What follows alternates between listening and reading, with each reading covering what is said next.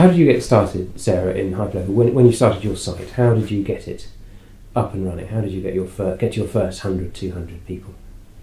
I guess at first it is very much a case of working on your own.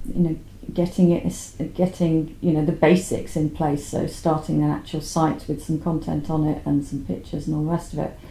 And that depends how many hours you want to put into that, how long that's going to take.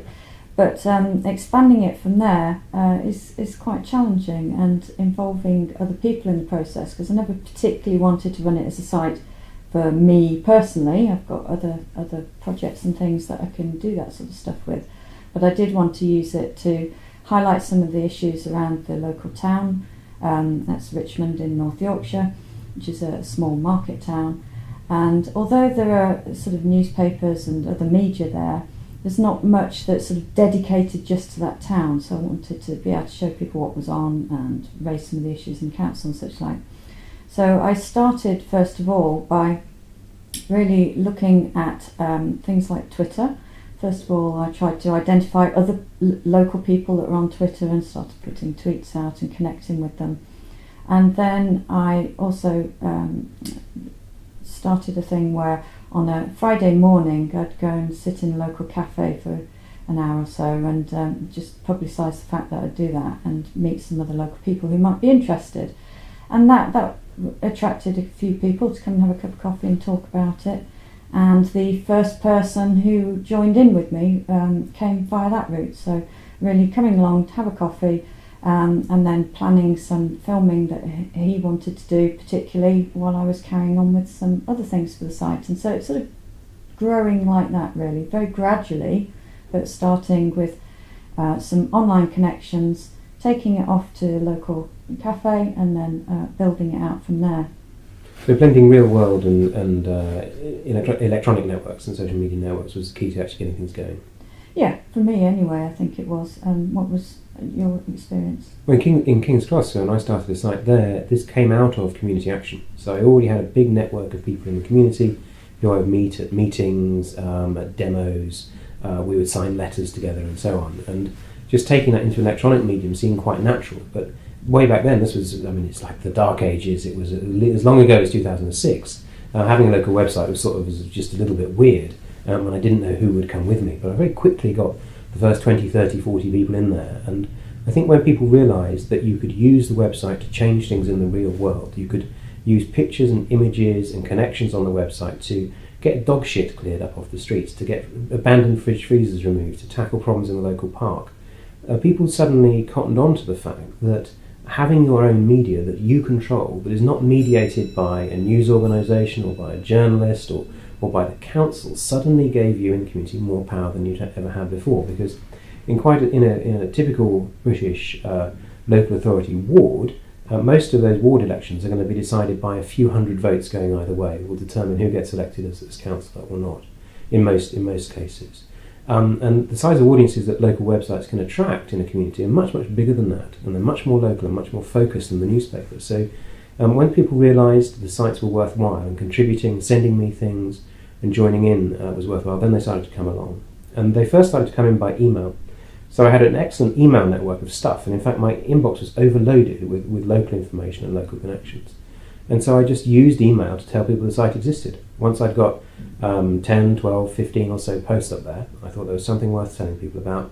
I just started to email people. I put it on the footer of my email going out, a link to the website. And slowly people started to email stuff back to me, and then some of them became writers and contributors because it was more efficient to give them a login than for me to copy and paste their email across to write. And slowly the audience built up from that.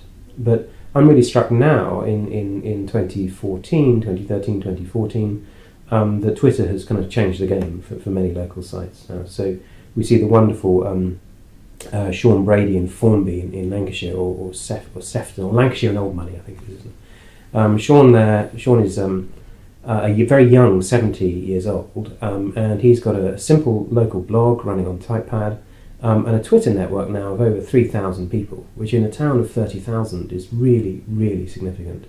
And in his Twitter network, he's got people of all ages, and so we've got this fabulous community-spirited guy, Sean, running a volunteer website in his 70s, with sort of teens and 20-year-olds contributing on Twitter. It's a fabulous way to grow the medium. And the web service doesn't have to be just about the website, it's about all the ways in which you communicate. Yeah, I think that's an interesting point that you made about email too. I've only relatively recently started trying to generate something on email, because I found that a lot of people like something first thing in the morning just to sort of touch base on what's going on or whatever. And so I've started an email, slightly less labour intensive than the one you have, I think, because basically I'm lazy. And so I've plugged in RSS feed into MailChimp, which is a service that can aggregate that together, and it'll auto-publish a newsletter at 7 o'clock every morning that I've set it for, that people can receive in the town. Now, there have been times when this hasn't been possible because I've been away or doing something else, and so I've halted the process of that and sent out a message to people saying there won't be a newsletter this week or something over Christmas, for instance. And the response back has been like, oh, well, we've missed it, we'd like to have it. So it's something that you can do quite easily with very little effort. Once it's set up and running, it'll only post things if there's something new to say. But it gives people a sort of at-a-glance way of doing it, that perhaps they can't tune in during the day, or they don't want to, or they're busy doing their day-to-day work. No, I agree. We have a similarly an RSS-driven email list to about 400 odd people, and that goes out automatically at about 9 in the morning, 9:30, and you can see the traffic spike immediately afterwards as people open it first thing. I think they're at work, most of my readers, when they open that. It's fascinating to see how that drives them. But Facebook has changed the game for me in King's Cross now. So King's Cross is famous for having a train station right in the middle of my patch there, the community I lived in for 15 years. And as a result, we've got, 7,000 or 8,000 people in a Facebook who have liked the Facebook page for King's Cross, which I kind of colonised. I didn't let Network Rail get hold of it, and I took it over as a community kind of thing. And we also have, bizarrely, 250,000 check-ins in Facebook, because people have turned up at the station and they just check in on Facebook to let their networks know where they are. But all our content goes from the RSS feed now into Facebook through RSS Graffiti, a very, very simple but powerful tool. But I've also taken RSS feeds from a load of other local sites, from the local councillor, community associations, gardening groups and so on, and I've put those, about 7 or 8 RSS feeds, into the King's Cross page, and so people get quite a broad magazine of content through it.